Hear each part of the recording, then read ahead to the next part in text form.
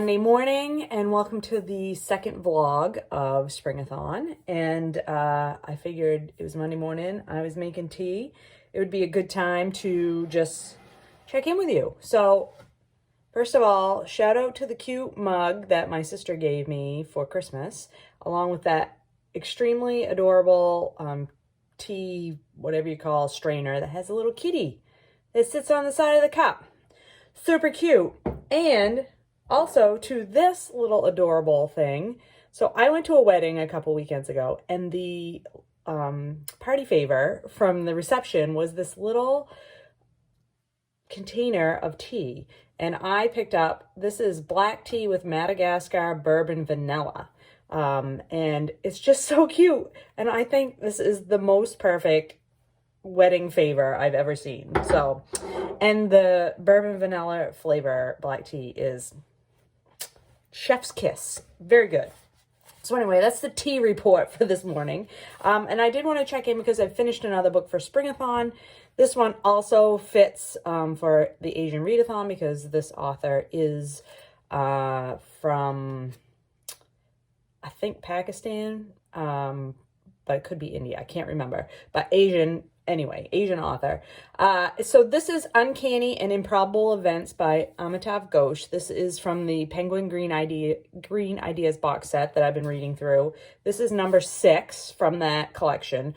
And this is a longer one. This was about 100 pages, and it's a little bit, I think, I did not fully grasp all of this particular bit of writing. And the author is trying to make the connection between climate change and improbable and uncanny events, as the title says, and why that isn't being addressed more often in literary fiction.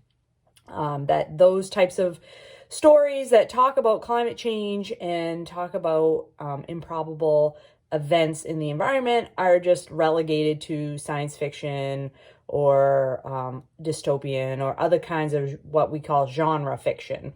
And why our top literary fiction authors are not addressing these issues.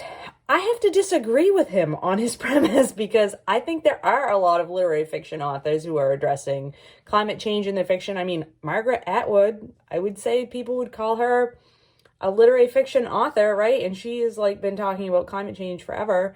One of my favorite authors of all time, Ruth Ozeki, she always talking about climate change and environmental issues in her books. I would call her literary fiction, although both of those authors do have speculative elements, I think, in their fiction.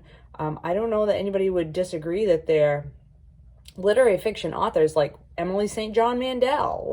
There's probably tons. How about one of the books from the Women's Prize for Fiction list this year that I just read, Lulu Allison, Salt Lick. I mean, I don't know. I just disagree with his premise.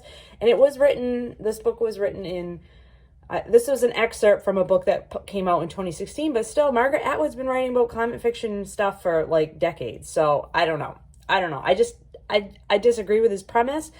But what I found interesting about this is he specifically addresses some uncanny and improbable events that have happened, particularly in India and in parts of Asia that I was unaware of. He specifically talks about an encounter that he had in the 1970s with a cyclone in, I think it's Mumbai. And now I can't remember if that's the right city. Anyway, it's a part of India that doesn't normally experience cyclones and was thought to not ever experience cyclones. And he happened to be in that city going to college, and he walked a different route home from this college and ended up being in the place where the cyclone hit. And lots of people died just by chance. He was not injured. But his ruminations about being in a, something on my shirt, which I don't know what it is. Okay. Being in a place where you weren't expected to be and then experiencing an uncanny and improbable event happen at the time that you're there, and how that changes your thoughts and ideas about how the world works. And I thought that was really interesting. And his discussion of how people are building, developments, whether it be housing or resorts or businesses or whatever, in places where they are likely to be impacted by flooding or other adverse effects because of climate change, and how the developers and the business community and the banks and all those kind of people don't want you to really think about what the risks are and how bad humans are at really assessing risk of like really bad things happening, whether they be earthquakes or floods or tsunamis or cyclones or hurricanes or whatever. Like, humans are just really terrible at assessing risk of those things. So all of that stuff was really interesting to me. His premise about literary fiction and not addressing climate change, I just disagree with that. So yeah, interesting, thought-provoking, glad I read it. So that is 1, 2, 3 books down so far for Springathon, I think. I may be off on that. I can't remember. It is Monday morning, so I can't be fully held responsible for any facts that I might need to come up with right at the moment. I haven't even had my first cup of caffeine yet, people. I mean, really. Anyway, that is it for the moment. I will check back in with you later.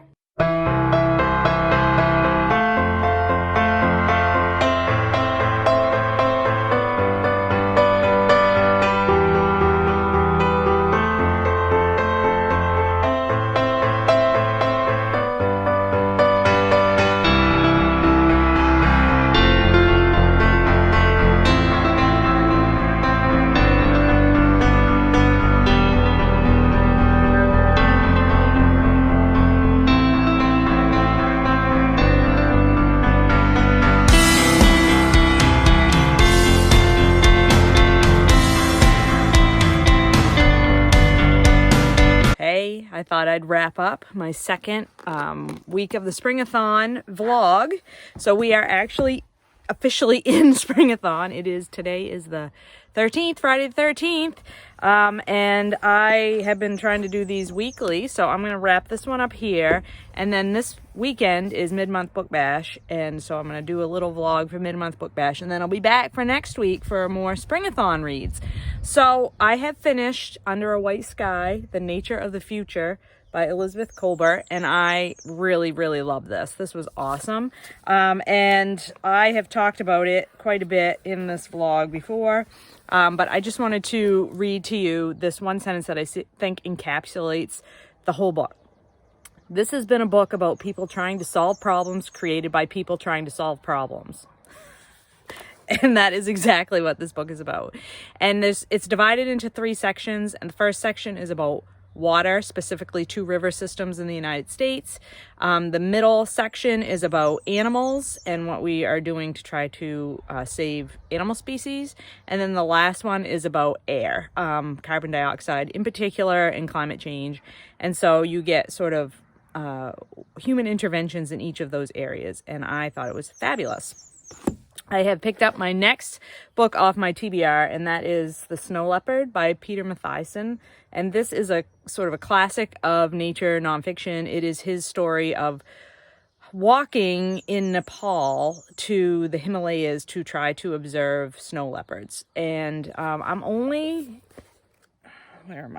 on page 30, so I'm just barely into it, and I have to say it's not really capturing me at the moment, but I want to give it more time, and maybe it will. There is some beautiful, like, he really can set the scene as far as what the environment around him looks like, but it's also very slow paced. So I don't know, we'll just have to see, and I will tell you more about it in my next vlog. Hope you're all doing well and finding some great books to read. I'll talk to you later.